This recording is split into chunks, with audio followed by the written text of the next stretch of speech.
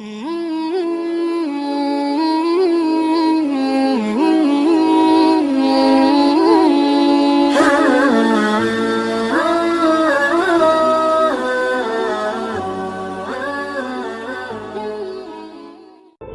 bukan cuma dunia, akhiratnya kebagian. Kalau para sahabat nggak mikirin dunia, Pak, bikin dunia itu udah selesai. Maksud saya, mereka sudah paham, ini dapat gak ada masalah. Yang mereka pikirkan akhirat. Makanya ketika dititipkan anaknya, investasi terbesarnya akhirat.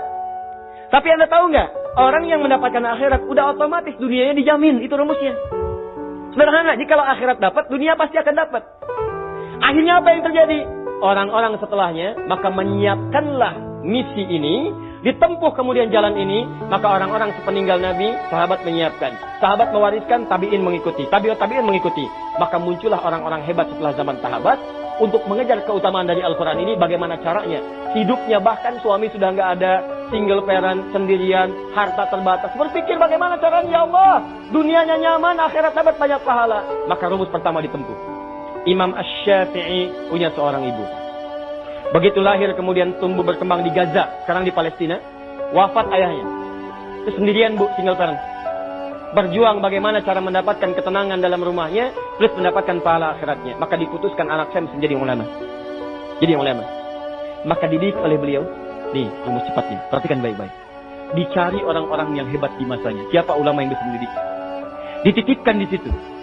Begitu kemudian mau belajar, gendong. Sampai mendengar puncak ilmunya ada di Mekah pada saat itu. Maka berangkat beliau membawa anaknya ke Mekah. Jalan sampai dengan ke Mekah. Dititipkan di kalangan para ulama. Setelah tumbuh remaja, Imam Syafi'i diutus. Syafi'i, saya mendengar imam paling bagus sekarang perkembangan ilmu ada di Irak. Mau berangkat ke Irak. Semua dilakukan untuk bisa menjadikan anaknya menjadi seorang alim. Apa yang terjadi? Ibunya berusaha, jadi ulama.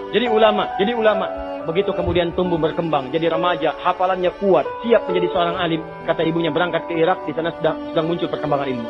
Begitu berangkat ke Irak, teman-teman, apa yang terjadi? Tahun 2 tahun datang rombongan ulama Irak berhaji ke Mekah. Ulama-ulama Irak datang ke Mekah berhaji. Begitu berhaji, yang disebut semua Syafi'i. Qala Muhammad bin Idris Asy-Syafi'i. Nyampe itu suara ke telinga ibunya saat di Mekah. Begitu mendengar, segera disusul. Itu siapa Syafi'i? Kata, siapa Syafi'i? Kata ulama-ulama Irak ini, dia adalah seorang anak muda yang luar biasa. Dia asalnya dari Mekah sini. Bahkan ibunya ada di Mekah katanya. Ibunya ada di Mekah. Saya dari Mekah sini. Sekarang sedang di Irak. Dia menjadi panutan ulama nomor 1 di Irak. Asy-Syafi'i. Kata ibunya, tahukah engkau Syafi'i itu anak saya? Tahukah engkau Asy-Syafi'i anak saya? Begitu tahu Syafi'i anak, Masya Allah anak ibu. Langsung ibunya dihormati. Langsung dimuliakan. Akan macam-macam. Perhatikan, Syafi'i yang berhasil, ibunya, tolong kalau kamu kembali ke Irak, sampaikan pada Syafi'i, dia telah saya izinkan kembali ke sini. Padahal waktu berangkat ke Irak, tadi sebelum saya sebutkan, padahal waktu berangkat, kata ibunya, Syafi'i, kamu belajar ilmu ke Irak, gak usah pulang ke sini, gak usah pulang. Kamu belajar ilmu ke Irak, gak usah pulang. Saking pengennya anaknya jadi ulama, gak usah pulang, kata ibunya. Kesana aja. Begitu sudah mendengar Syafi'i jadi ulama, kata ibunya kepada ulama Irak, katakan pada Syafi'i, dia boleh pulang sekarang. Pada kalimat awalnya, gak usah pulang. Bahkan ada riwayat mengatakan, nanti aja ketemunya di surga di akhirat. Berangkat aja, nanti ketemu di surga di akhirat. Begitu mendengar anaknya sudah jadi ulama, silakan pulang. Begitu disampaikan kepada Asy-Syafi'i di Irak, senangnya luar biasa. Kata Asy-Syafi'i, saya akan pulang. Begitu tahu akan pulang, mendengar guru besar akan pulang, semua orang-orang Irak itu menyiapkan bekal untuk Syafi'i. Ada yang ngasih unta, ngasih makanan, ngasih ini bekal, sampai terkumpul 100 ekor unta. Plus dengan isinya. Bayangkan, Asy-Syafi'i nggak pernah tercatat. Asy-Syafi'i pernah kerja di perusahaan A. Asy-Syafi'i pernah berdagang. Asy-Syafi'i pernah bisnis. Disiapkan jadi ulama, begitu mau pulang ke Mekah, semua perangkatnya disiapkan langsung. Allah turunkan. Semua orang ngasih. Perangkat. Kitabnya kemudian dibawa di tangannya, naik beliau ke untanya, 100 ekor unta ngikutin, plus dengan murid-muridnya. Begitu sampai di gerbang Mekah belum sampai ke Mekah, kan ada batas haram ya? Ada batas haram. Begitu sampai di batas itu, beliau mengutus santrinya, tolong berikan kabar kepada ibu, saya sudah dekat, saya akan datang. Ini sunnah ya, ingat ini sunnah. Sunnah kalau Anda ingin berkunjung pada siapapun, kabari dulu. Kabari supaya dia siap-siap, jangan bikin kejutan. Justru kejutan itu dalam Islam nggak diperkenankan. Nggak pakai, iya. Supaya orang itu nggak repot, tiba-tiba Anda datang, dia kan merasa nggak enak gitu. Ya, jadi kalau bisa tuh sampaikan. Agak dekat-dekat nggak apa-apa. Saya di jalan nih mau berkunjung. Itu sunnah. Sunnah sampaikan. Supaya dia bisa siap-siap. Begitu diutus santrinya datang kepada ibunya, diketok disampaikan. Siapa kamu? Saya muridnya Syafi'i. Beliau sudah di perbatasan akan datang ke sini menemui ibu. Syafi'i bawa apa? Masya Allah Bu, Syafi'i jadi orang hebat. Sekarang begitu datang orang ngirim-ngirim unta. Ada 100 ekor unta dengan beliau, lengkap dengan isinya. Saya suruh dia ke Irak untuk belajar, bukan cari unta. Bilang sama Syafi'i, gak usah datang ke sini, balik lagi ke Irak. Bilang sama Syafi'i, gak usah datang, balik lagi. Muridnya bengong. Hah? Balik lagi, ketika bertemu Imam Syafi'i disampaikan, Syekh, gimana tadi? Kata ibu, balik lagi ke Irak. Balik lagi. Kamu bilang apa sama ibu saya? Saya bilang, Syekh, udah jadi saya besar, orang besar, datang dengan 100 ekor unta. Kamu salah. Kenapa kamu bilang begitu? Maka diutus lagi yang lain, kamu datang ke ibu saya, kalau tanya, bilang, Syafi'i telah bawa kitab. Datang dari Irak, bawa kitab. Dan saya katakan, berikan semua unta ini, semua sedekahkan untuk orang Mekah yang membutuhkan. Berikan semuanya. Maka Syafi'i perintahkan 100 ekor unta itu dengan semua isi dibagikan ke orang-orang Mekah, disedekahkan. Tinggal satu kitab dengan beliau di tangannya. Katakan pada ibu saya, Syafi'i datang pulang dengan membawa kitab di tangannya, nggak bawa unta lagi. Datang muridnya, begitu datang ke ibunya, Bu, kamu siapa? Santrinya Syafi'i. Saya kan tadi katakan, pulang ke Irak, gak usah ke sini. Bu, Syafi'i udah gak bawa unta, cuma bawa kitab di tangannya. Oh, kalau begitu silahkan pulang. Maka Syafi'i datang, membawa kitab di tangannya, jadi ulama besar, dan fatwanya ditunggu-tunggu. Maka sejak saat itu teman-teman sekalian, apa yang terjadi? Ibunya sejahtera, kehidupannya pun tenang, dunianya gak dipikirkan, semuanya dijamin. Allah langsung yang jamin, sangat dekatnya dengan Allah. Mau makan, makanan sudah ada, semua ragamnya ada. Mau minum, jenis minuman sudah ada yang halal-halal. Mau berangkat, kendaraan sudah ada. Gak pesan, tiba-tiba kendaraan datang. Bayangkan, akhiratnya dapat, dunianya dapat, dan hidupnya pas butuh ada, pas datang. Mau haji, jalan akses dibuka semua. Yang datang ulama besar, akses dibuka semua. Mau berangkat, pengawalan ada, nyaman, gak usah repot, gak usah macam-macam. Alim ulama. Begitu melihat demikian suksesnya ditiru oleh ibu yang lain. Ibunya ini adalah ibu seorang nanti muridnya Asy-Syafi'i yang kelak jadi ulama besar juga. Lahir tahun 163 Hijrah. Ibunya ini juga single parent, punya seorang anak namanya Ahmad, punya bapak namanya Hambal, dikenal dengan Ahmad bin Hambal. Ahmad bin Hambal itu Imam Ahmad muridnya Imam Asy-Syafi'i yang kelak kemudian jadi ulama besar, hafal 1 juta hadis. Imam Ahmad sama. Itu jangan dikira ibunya itu kalau musim dingin malamnya, itu Bu, masak air Bu malam-malam. Single parent ibu bayangkan. Masak air, diangetin, anak diwuduin dulu. Begitu sudah wudu, digendong, diantar ke majelis ilmu, ibunya nungguin di luar. Selesai bawa lagi. Investasi itu begitu anaknya jadi dewasa, senang semuanya. Bukan cuma anaknya, ibunya dapat, saudaranya dapat, kerabatnya dapat. Lihat sekarang. Perhatikan ketika seseorang menjadi alim ulama. Fokus, lihat baik-baik. Jangankan ulama lah, jadi ustaz aja. Begitu seorang jadi ustaz, ya. Bukan cuma ustaz yang ditunggu. Ibunya dicari tahu siapa ibunya. Siapa bapaknya. Setiap yang dekat dengannya jadi akses. Kakaknya, adiknya, kerabatnya, tetangganya. Setiap makanya nggak ingat, jadi ingat sekarang. Oh, saya pernah sekelas dengan dia di SD. Saya pernah sekelas dengan dia di SMP. Saya pernah tetangga dia. Saya pernah gini dia. Dan sebagainya. Padahal sebelum jadi ustaz, belum tentu kenal. Semua itu bisa terbuka. Dan yang paling dahsyat teman-teman sekalian, begitu anak Anda masuk dalam kategori alim ulama, maka semua kebutuhan dunia akan dicukupkan oleh Allah. Ringan. Silahkan cek. Mau haji, orang nunggu 25 tahun. Ini dicari-cari. Pak, bisa nggak bimbing kami? Pak, bisa nggak travel gini? Boleh saya haji, tapi boleh nggak ibu saya ikut? Pak, jangankan ibu, bapak ikut boleh, kakak ibu boleh, anak boleh, silahkan. Bapak kami kasih kuota deh, 10 orang, silahkan ikut. Orang nunggu 25 tahun, dia cuma nggak nunggu, ditawarin 10 orang boleh ikut. Saya ini ulama bukan, syekh bukan, ustaz ilmu masih dikit. Tiba-tiba ketemu di Bos Saudi. Syekh Adi, ini ada yang mau haji, terus gimana? Antum ikut ya, berangkat. Antum jadi amir. Amir? Gimana saya amir? Saya kan bukan ulama besar, bukan biasa-biasa, ilmu saya sedikit. Pokoknya antum ikut. Terus bagaimana dengan yang lain? Yang lain siapa? Saya punya ibu, saya punya kakak, saya berikan 24 jatah. Anda bayangkan, saya ini ustaz kecil, ilmu masih sedikit, ulama juga bukan, saya juga bukan. Anda bayangkan, cuma berusaha untuk belajar sedikit-sedikit, dapat sedikit, dikasih jatah haji plus 24 orang. Kemarin kami berangkat. Teman-teman dari Akhir TV, ada yang ustaz, ada yang ini lagi, ada yang macam-macam berangkat. Dan saya lihat, Masya Allah, ternyata teman-teman saya ustaz semua. Ustaz pulang dengan istrinya, ustaz pulang dengan ibunya, ustaz pulang dengan anaknya.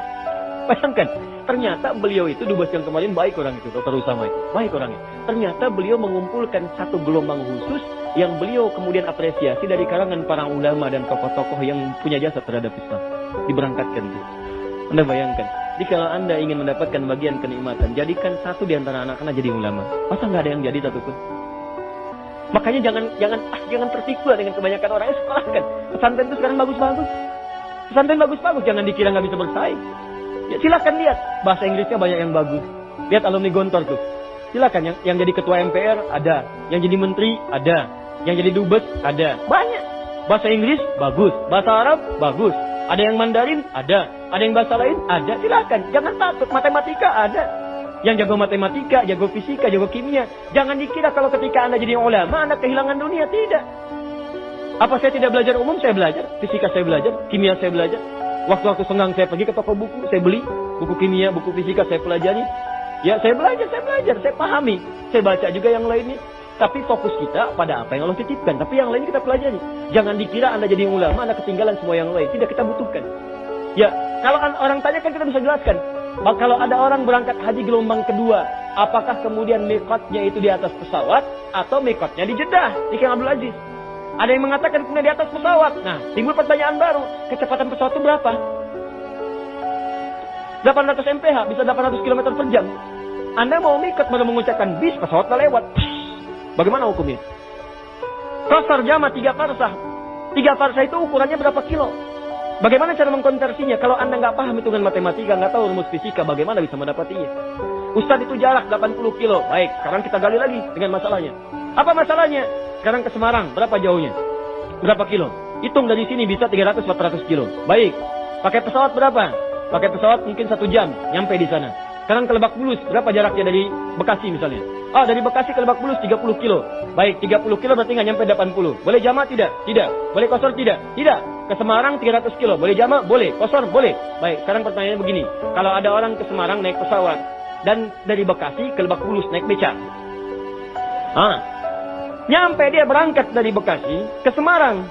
Jarak cuma 1 jam pakai pesawat. Berangkat kemudian jam 12. Nyampe jam 1. Asar aja belum. Yang di sini ngayuh beca dari Bekasi ke Lebak Bulus. Berangkat jam 12. Begitu masuk jalan tol, gak boleh. Jalan biasa, macet. Nyampe teman-teman berangkat jam 12. Nyampe kemudian ke Lebak Bulus itu bisa jam 4, jam 5. Pertanyaannya, di situ di mana berlakunya antara jamak dengan kosor? Apakah yang ke Semarang berlaku atau yang ke Lebak Bulus yang berlaku? Jadi bukan cuma hitungan jarak. Di jarak itu ada hambatan. Makanya di jarak dimusyawarahkannya S sama dengan V kali T.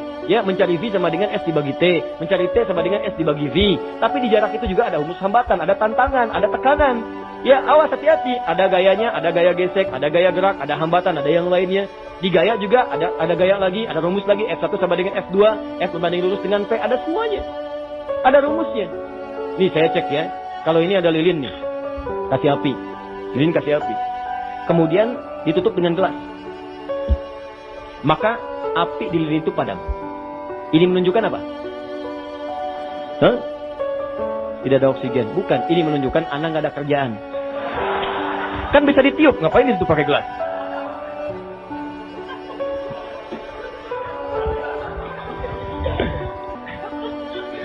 Bisa ditiup kok pakai gelas ditutup. Sudah. Nah, maka yang pertama, kalau Anda ingin mendapatkan rezeki yang tenang, maka jadikan satu di antara anak Anda jadi ulama. Umum juga boleh. Jadi dokter yang hafal Quran. Ya, ahli fisika yang hafal Quran. Boleh, banyak zaman Nabi. Kemudian setelah itu diwariskan. Ali bin Abi Thalib itu jagoan matematika, ahli matematika. Setelahnya ada Jabir bin Hayyan, ahli kimia. Ada ahli fisika, ada ahli matematika. Silahkan ahlinya, tapi jangan tinggalkan kemudian bagian-bagian keislamannya. Saya cepat. Kedua, kalau nggak bisa jadi ulama yang maksimal, jadikan ahli Quran. Minimal penghafal Quran. Coba lihat anak-anak. Ada Musa, ada Ahmad, ada Kamil, ya? Ada Rais yang kecil-kecil. Itu banyak anak-anak datang ke Bekasi. Kemudian juga kita ngobrol-ngobrol. Antum tahu apa yang terjadi? Kemarin saat kami berangkat, ada Rais yang kecil. Ada anak perempuan juga yang, mohon maaf, matanya mungkin nggak melihat. Kata orang buta.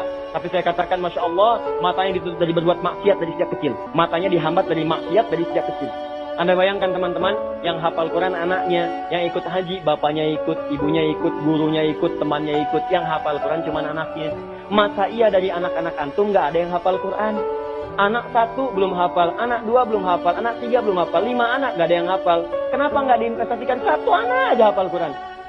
Demi Allah saya katakan, anak Anda usia 6 tahun, hafal 30 juz. Begitu hafal 30 juz, kakaknya yang 16 tahun, bapaknya yang 40 tahun, istri yang 40 dan 34 tahun, adiknya yang 5 tahun, ikut semua mendapatkan keutamaannya.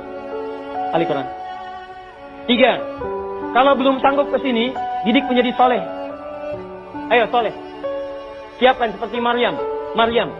Maryam disekolahkan di tempat yang baik, bimbingannya baik. Ketika anak itu didik menjadi anak yang saleh, dekat dengan Allah, rajin ibadah, sering ke masjid, sering baca Quran, walaupun belum hafal, demi Allah saya katakan, jangankan orang lain, tetangga itu akan menyebut memuliakan bapaknya, memuliakan ibunya. Tidak pernah anaknya disebut kecuali bapaknya mendapatkan bagiannya. Begitu anaknya masuk, anaknya namanya Ahmad, bapaknya Asep. Tuh lihat tuh anaknya Pak Asep, bukan Ahmadnya, Pak Asep yang disebutkan. Dia punya anak, anaknya Kevin. Kevin kalau bisa seperti Ahmad ya, anaknya Pak Asepnya masih ikut. Silahkan cek. Di semuanya akan dapat bagiannya. Dan mudah gitu. Begitu masuk, mudah. Ke sekolah, mudah. Dan sebagainya. Kalau belum mampu juga, dekatkan dengan orang soleh. Cari orang-orang baik. Begitu akses dia dekat dengan orang soleh, maka dia akan mendapatkan kemuliaannya. Terakhir, kalau belum dapat juga, pengen cara cepat, cari menantu yang soleh. Quran surah 30 ayat 21. Ini rumus dari Nabi.